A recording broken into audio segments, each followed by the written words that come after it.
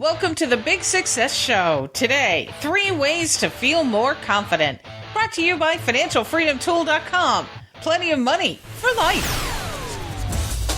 Big Success with the Professor and Mary-Lynn. Back to school. Can you believe it? It's that time of year. Isn't it amazing? But I will tell you, this is the most unusual back-to-school season I've ever experienced.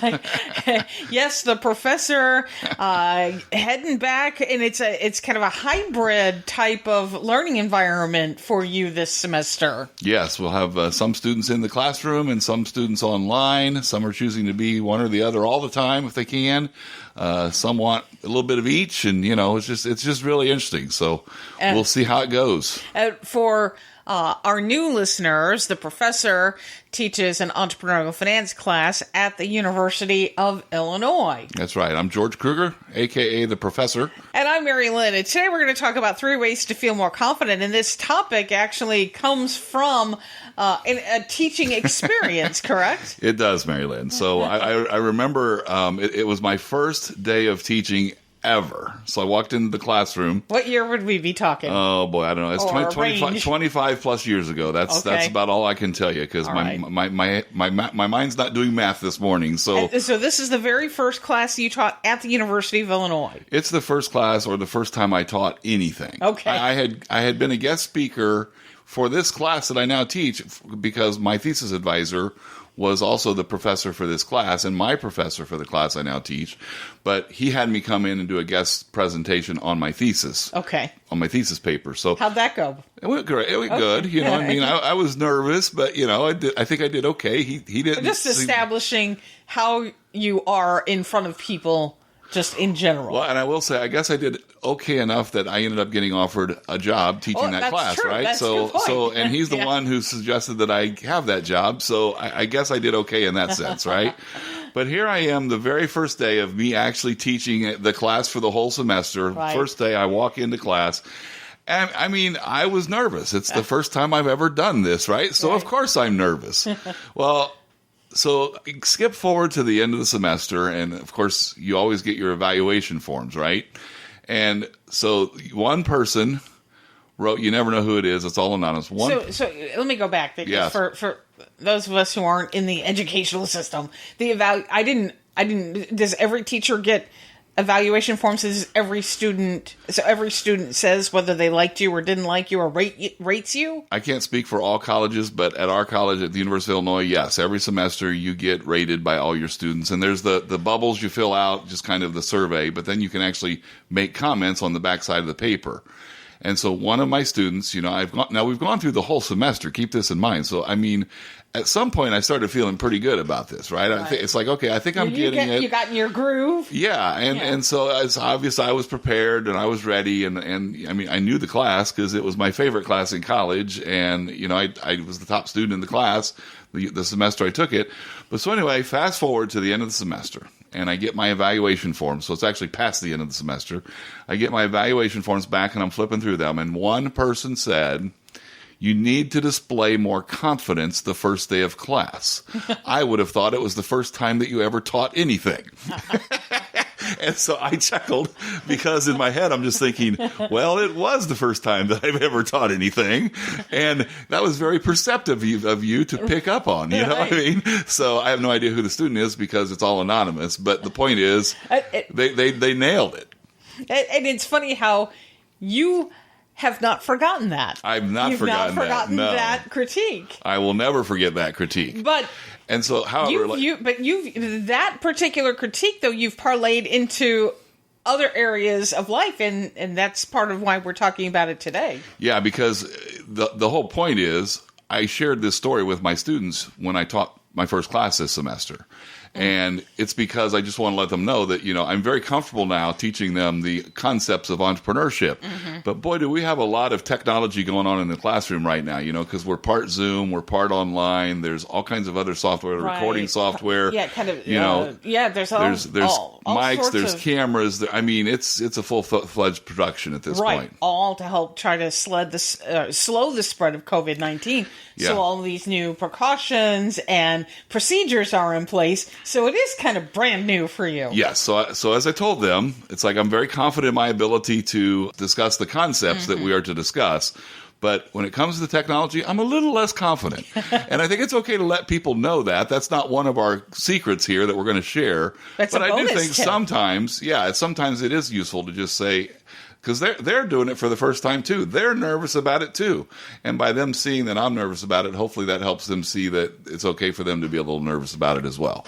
Well, and I think it also just allows for, look, there may be some awkward moments where I'm trying to figure something out, and I think it just kind of establishes right away, look, there's a learning curve here. Yes. And then I think that eases the pressure on you too whenever there is a technical glitch, which you did experience on that first day, right? Yes, I did. Yes. And then while there's still some stress because you want that to go away, you want to fix it, you want to get on to teaching. You've already set the expectation that might happen. Yes, and it did. Now I hope that's not like what do they say? I'm not making a prophecy that comes true, right? True. And you're self-fulfilling prophecy. And you're also not saying, look, this is just going to be a big bumpy road of failure. You have set the bar and an expectation that they are going to be taught well, and that things are going to work, and that you're going to figure it out, and that you're going to do it well. Yes. That there may be some slight issues along the way, and you'll just deal with them. Yes. That makes sense? Yes, it does. Okay. And it's true. And that helps with confidence. Absolutely. So let's talk about 3 ways to feel more confident. These are tips that you could use whether you're stepping in front of a classroom, getting ready to be interviewed for a job. Yeah, doing a presentation at work, a keynote, anything, right? Right. Or even having an important conversation with a friend or family member. Absolutely, yep. These are things that you can use to be able to do it confidently. And number 1 is to act confident to feel more confident. Mm-hmm. And that sounds just so silly and simple. But also the word act means that I'm not necessarily confident. I'm acting like I'm confident. Correct. But the interesting thing is the sciences show, the research shows that when we act a certain way, we then tend to mimic that. It becomes natural to mimic that. So in other words, a great one is Frank Betcher in his book, 13 Steps to Raising Myself from Failure to Success in Selling, or something like that. One of them is act enthusiastic to be enthusiastic. Well, when you act a certain way, it brings forth what you're acting. So your body starts getting in the mindset that you actually are enthusiastic, or in our case here, confident. Okay. It's really kind of interesting how this happens. Now, I want to emphasize... go ahead. I just want to emphasize real quick, this is a short-term strategy. Okay, so if all else fails, if you can't do the other 2 that we're getting ready to talk about, you can always pull this one out of your hat. This is fake it till you make it kind of idea. That's basically the idea, only it's not fake. It's real. It's real. You really putting yourself in that mindset. And here's the thing. Maybe, like when you were going in to teach for the first time, it's not like you can rely on the knowledge of, I've done this before. And we've all had that situation where sometimes we feel like, oh my gosh, what did I say that I could do? And you're about to go in and you feel all the butterflies and you're nervous. But you made a decision. You said you could do it for a reason. Mm-hmm. So you have to just lean on the confidence of that decision you made. Yeah. And just go with that, right? Yes. And I think too, it's to focus your thinking. Because if you just focus on why you can't do it, right, or why you shouldn't be confident, then you're not going to be confident. But I remember Mary-Lynn having a conversation with somebody once, and we were talking about my class and my students, and this person was just saying, I could just never go these kids are so smart, and they are. But they said, I could never go in front of a group of students and talk with them. and I jokingly said, it's like, well, it's not like I'm teaching rocket scientists. Well, the very next semester, see, talk about you say it and then kind of it comes true. The very next semester, I had a rocket scientist in my class. Now, here's the thing. Were you nervous? Well, no, because here's the thing. And what I told my friend, it's like, even if I did have a rocket scientist, I know way more about them. I mean, I know I have the book smarts, I guess. I'm not trying to brag here, but I understand the book smarts of entrepreneurship, entrepreneurial finance, and I also understand it from the street side. I've lived it. Mm-hmm. And so that combination means I know a whole lot more about this than the nuclear physicist, PhD nuclear physicist sitting in my classroom. He doesn't have a clue about the stuff that I know. And I think the key thing here is that's really what you need to bring into your thinking. Eliminate that thinking of why you shouldn't be confident and start thinking about your strengths, your knowledge, your experiences, those things that you've done that are probably, put you in a position where you deserve to be talking to these people. These people need to know what you know, to hear what you've learned, and to be able to live it in their own lives. Yeah, that's a great point. And don't assume what people need to know. Yes. Don't assume that they know everything. You Correct. can't, Yes. you're putting your insecurities onto somebody else. Precisely. Yes. So be careful about that. Coming up, one word that practically guarantees you'll feel more confident. One word. That's coming up right after this word from our sponsor, financialfreedomtool.com. Plenty of money for life. Do you feel doubt when making money decisions? Let the Financial Freedom Tool be your decision-making guide 24/7, 365 days a year, so you can make your next money moves with confidence. Learn more at financialfreedomtool.com.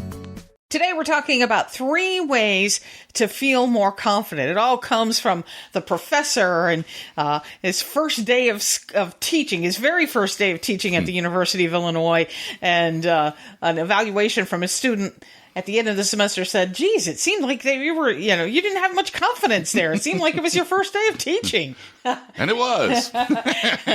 And so some lessons were learned from that. Our first way to feel more confident is to act confident to feel more confident. And our second way to feel more confident is practice if possible. Yeah, and so now we're moving into the long-term strategies, and you're going to see that number 3 actually would precede number 2. But we're going to hit number 2 first, and that is practice if possible. So here's the thing. The ideal way to do this, the second ideal way to do this, is to get in front of a mirror. So you want to see yourself, watch yourself doing it. And you probably want to do this for a little while, just by yourself. Just whatever, if you're doing a presentation, having a conversation, whatever it may be that would require practice, if you can get in front of a mirror, or if you can somehow kind of watch yourself performing it. Mm-hmm. Maybe it's a videotape, maybe whatever it may be. Yeah, okay? Videotape yourself and play it back. Exactly, yeah. So, and the whole point to that is it's going to now, you're seeing how you look, and it starts to improve your ability to look more authoritative as you're performing the activity, or that you're going to display your confidence. You're going to see your confidence in whatever action you're taking. I think the thing that's good about this practice idea as well, putting yourself in front of the mirror or pressing record on the video camera, is that it's as close as you can get to the live situation. Yep.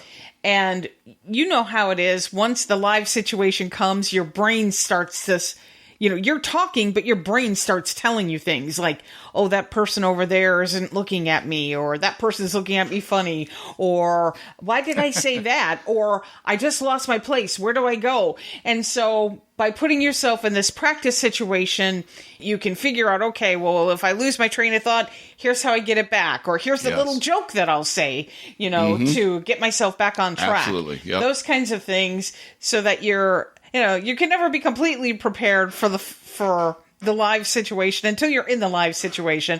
But this really does help you be prepared for any, little things, little nuances that might throw you off. And I think, Mary-Lynn, it's interesting. Like we do presentations with the 2 of us, right? BIGG Success, our team. Mm-hmm.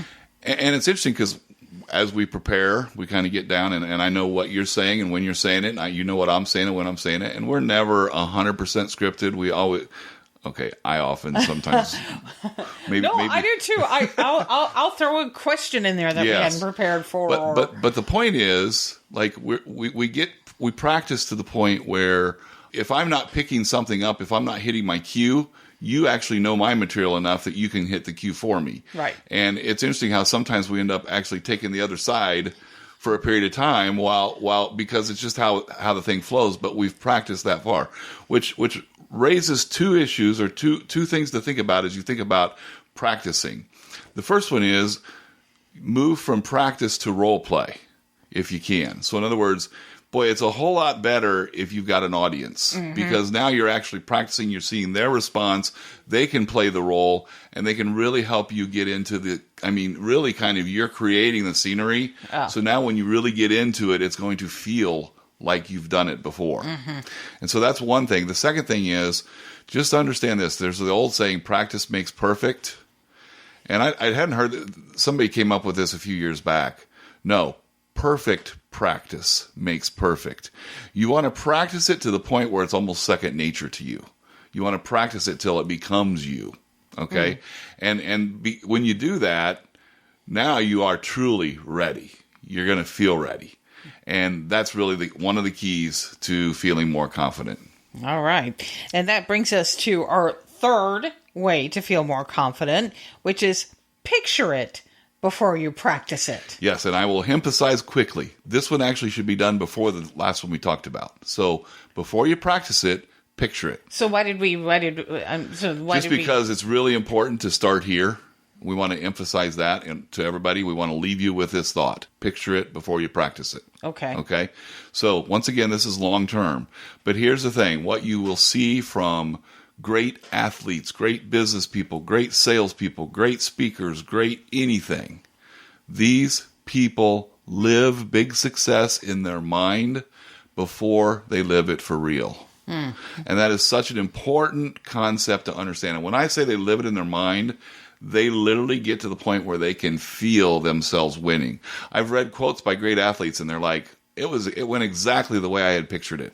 The race went exactly the way I pictured it, down to my competitors. Right, and Olympic athletes will they even hit that exact number that they need to hit for the new world record. Yes, yeah, exactly. I mean, and it all comes through living it. They see the clock. They see it all. Now, here's the thing. I want to caution you because research has been really interesting in this field in the last couple years, because we've always talked about visualizing, right? You want to visualize to the point where you can feel every possible sense you can possibly imagine that's genuine and real. You want to experience that in your visualization. But here's the thing. You want to visualize that success, but you can't dwell there, because if you dwell there, your mind actually will trick you into thinking you've already accomplished it. Oh. So what research shows is that it's all great to visualize stuff, but what's more important is to visualize the obstacles to your success. So now when you're thinking about whatever you need confidence for, when you're thinking about that event, you want to think about those things that are going to stand in your way, that might pop up, that might hurdle you. So like just picture a conversation with, your boss. And maybe there's some difficult areas that you're going to ask for a raise. Yes. And the boss may say, well, we don't have that. We don't have money for that. Right. Yes. We can't. Yeah. So that's a big obstacle. Right. So now picture yourself overcoming that obstacle. Right. Are there things other than money? I mean, there's more than one way to get compensated, right? So maybe that's an answer. Or do you have a rebuttal to that? Precisely. Can you say, well, here's what I've helped bring into the company. There you go. So therefore, you kind of make sure that you've got some weapons in your arsenal. That's it, exactly. And that's the whole point to this, is when you're seeing those obstacles. So this is kind of our contingency planning, right? We're seeing those obstacles that could get in the way of our success, and we're able to deal with them once again in the visual world. We're just picturing this, okay? But now when we put it into practice, we're going to be much more successful at overcoming those obstacles. All right. Very good. So our 3 ways to feel more confident: act confident to feel more confident, practice if possible, picture it before you practice it. So when you really boil all of this down, it comes down to one word that guarantees you're going to feel more confident, and that's prepare. Yes. Or Mary-Lynn, sometimes we like to say prepare. Pre-prayer. Pre-prayer, because, faith comes into this as well. Yeah. And, we can't emphasize enough, whether it be the God we serve or the God you serve, the universe, whatever it may be, just allowing it to get outside to another party, to not feel like the whole weight of the world is on just your shoulders. Mm-hmm. That's kind of what we're saying when we say pre-prayer. Just at some point, just take a deep breath and just say, okay, I'm ready, because that leads to big success. And if you feel confident that you've enjoyed this show today, we sure would appreciate your review. Leave us 5 stars so we can bring big success to more people. And we're confident that we appreciate you listening today. Most definitely. Thank you so much. Until next time, here's to your big success. Find Big Success at BIGGSuccess.com.